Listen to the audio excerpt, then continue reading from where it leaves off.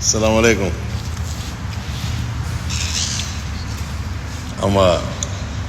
So my name is Noor, Deen.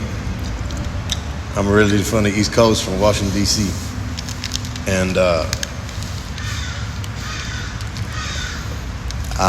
had put a memory deep back into my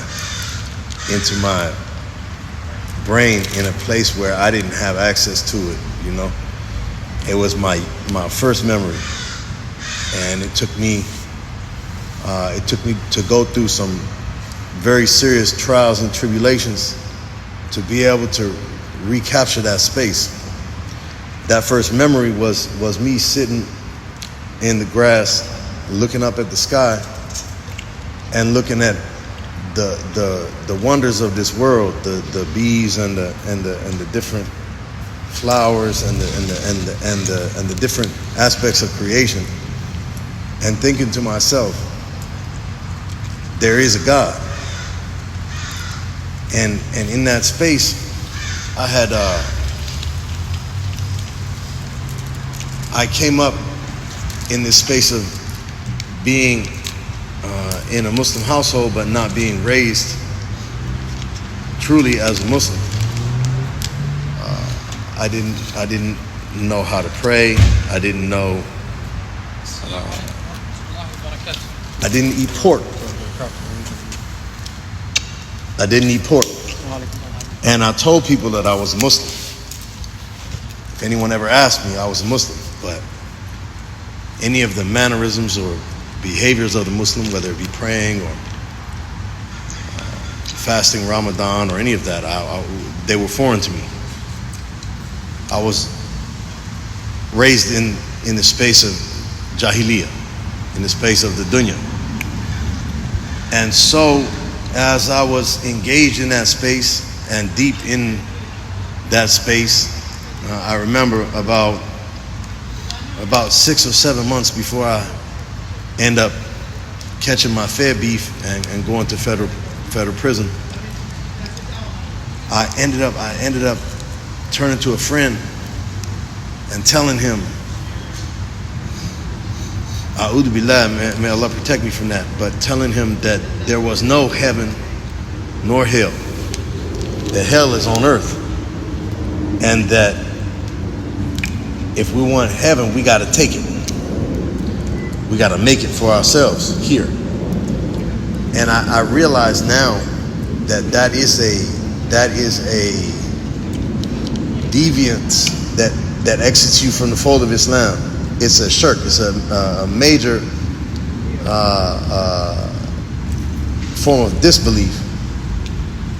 To disbelieve in the hereafter and in Yawm al-Qiyamah. That's something that exits you from Islam.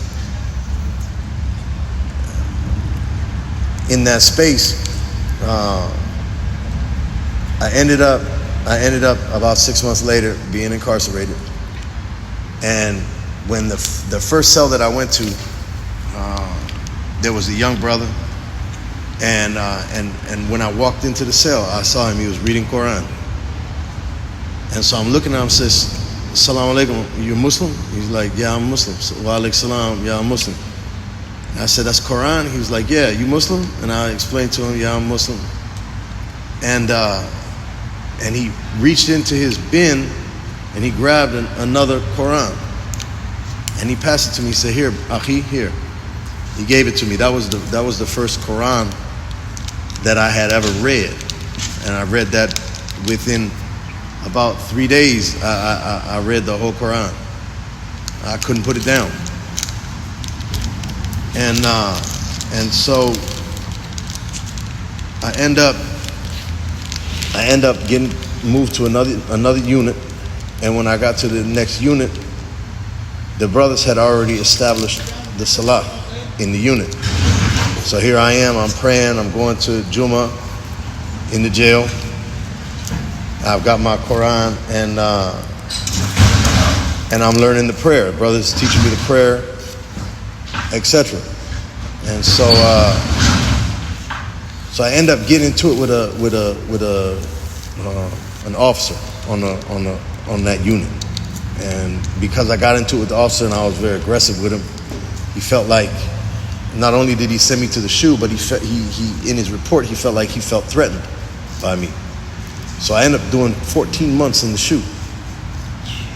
Now when I end up going to the hole, Alex Salam.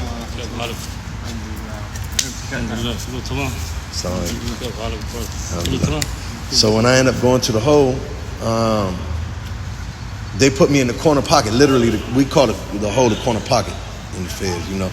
So he not only did he put me in literally in the corner pocket, he put me between a guy who was Majnoon, but was Christian, but was Majnoon, and another guy who was Majnoon. And these two were always yelling through the door at each other, constantly. So I'm in here, I'm in the worst place you could imagine, you know? And I enter into this cell, and I look on the wall, and usually the cells in the hole, the cells usually be immaculate. They be fresh paint, they be keeping them up.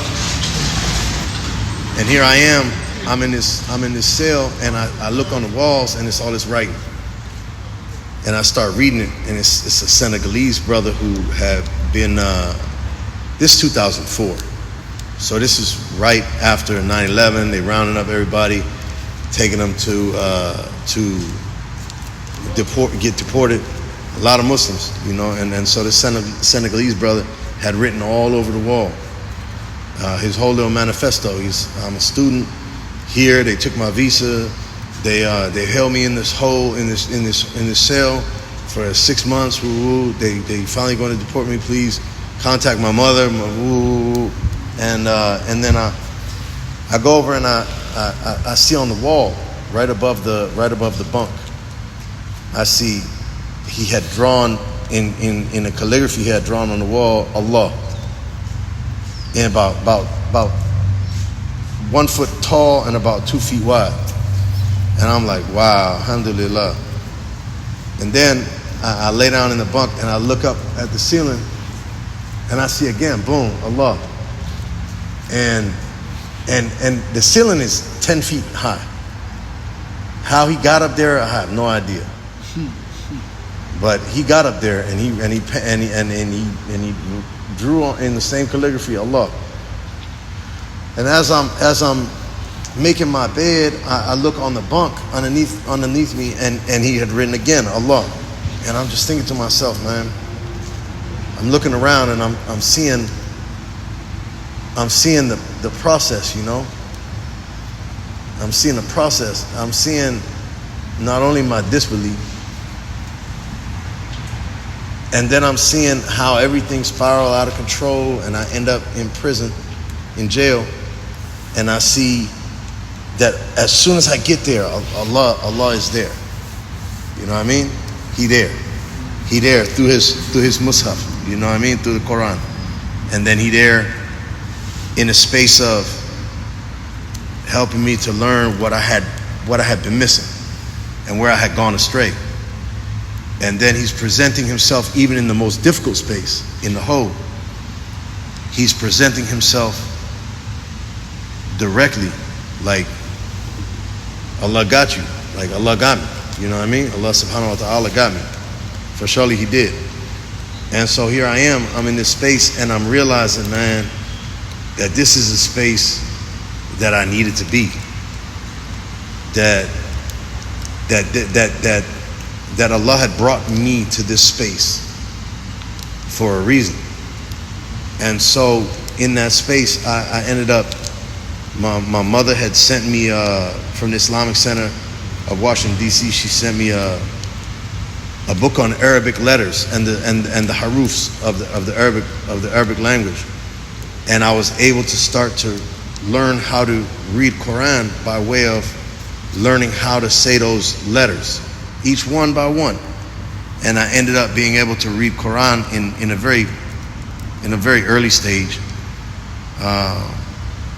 Of course, with no tajweed or any of that, but just being able to sound the letters out and being able to gain blessings from that. A Pakistani brother was in the hole also, and every time he got out of his cell for the hour that he got out, he would come over to my cell and holler at me through the glass. Or whenever I got out, I would come over to his cell and holler at him through the glass, and he showed me a lot of the different aspects of the salah that I was missing. And we exchanged, when the guards was cool in the bubble, we exchanged books and so forth. He would leave a book out for me, and then when I got my rec, I would come and grab it, and I would leave a book out for him, and when he got his rec, he would come and grab it. And I just kept watching how these young brothers would come into the hole with a disciplinary shot or whatever, and the two brothers that was Majnoon, they was going in on the youngsters, and the youngsters would be losing it, and they would be losing their mind. They would be going through struggles in that space, you know. And that was a space that in my life I've never found more peace. It was a space that in my life I've never found more growth, spiritually or mentally or emotionally. It was a space that Allah had provided for me. Allah subhanahu wa ta'ala had provided for me a tranquility that had descended upon me in that space, where I could grow and I could learn and I could become the person that I needed to be able to navigate that decade of incarceration. And I came to think about that memory, that first memory in the hole, when I was in that hole during that 14-month period.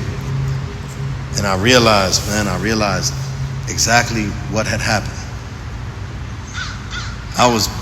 We are all born on the fitra, right? We're all born on Islamic monotheism. But I had deviated from that space. And the earliest memory that I have was Islamic monotheism, was absolute certainty that Allah exists. And I deviated from that space in the statement that I had made about the hereafter not being real. And Allah corrected me. But He corrected me in a way that I wasn't prepared for. He corrected me in a way that I didn't realize that I needed. And while I'm absolutely abolitionist as regards incarceration. I don't believe we should be putting people in cages. At the same time, Allah subhanahu wa ta'ala provided me what I needed at that moment. Because had He not taken me and put me in that corner pocket for that 14 months, I might not be here. Allahu alam. You know, we don't say if, but at the end of the day, that was the most powerful and important time of my life, and I wouldn't exchange it for nothing in the world. And so when I finally do get to the feds and I get on the yard, I end up talking to a couple brothers about it, and they were like, "Akhi, you gotta make your shahada again." So, just because what they explained was that that's major disbelief. It's not just something a light thing that you tamper with, you know. So in that space, I went with the brothers and I stood before the community, and I took my shahada again, alhamdulillah.